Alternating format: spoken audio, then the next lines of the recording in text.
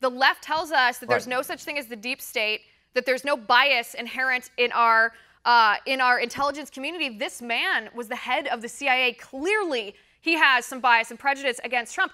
How do we reconcile those two things? Well, you can't. Look, he is, I consider his statement tantamount to sedition.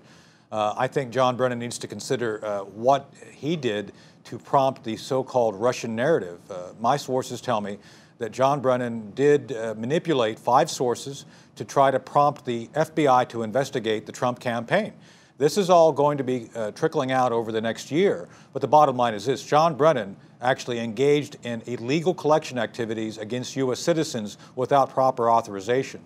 And I think John Brennan's on very thin ice. I'm one of those calling for a detailed investigation, if not a special counsel of John Brennan, of his own failures. So I think, to use a word that Louis Gohmert said recently, he said that the guilty dogs are barking loudly, and I consider that a very loud bark from John Brennan. Well, John Brennan, and this is probably something that you won't hear if you tune into other networks. John Brennan was the director of the CIA when the Russians were meddling in our election process during 2015. He was in charge of the CIA. There's no way, absolutely no way, that he did not know that that was happening. Barack Obama knew it was happening. John Brennan certainly knew that it was happening, and that administration did nothing.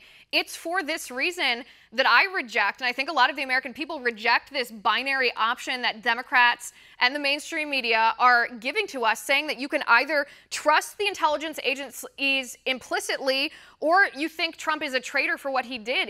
That's simply not the case. To your point, everything that we're now discovering regarding any Russian operations happened under the Obama watch. Your point is superb.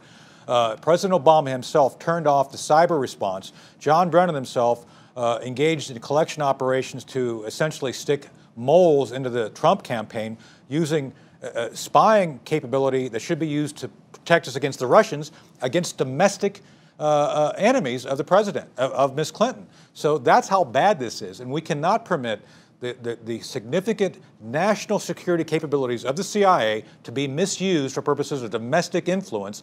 And so if there's any collusion here, it was CIA colluding with President Obama trying to help get Ms. Clinton elected. That's what was going on. And that's why you didn't see the Obama administration taking any action to counter what we now know to be a very significant Russian threat against the United States. Want to see more videos like this? Click on the link below and subscribe to One American News on YouTube, and call your cable provider and kindly demand that One American News is added to your lineup. Call and subscribe today.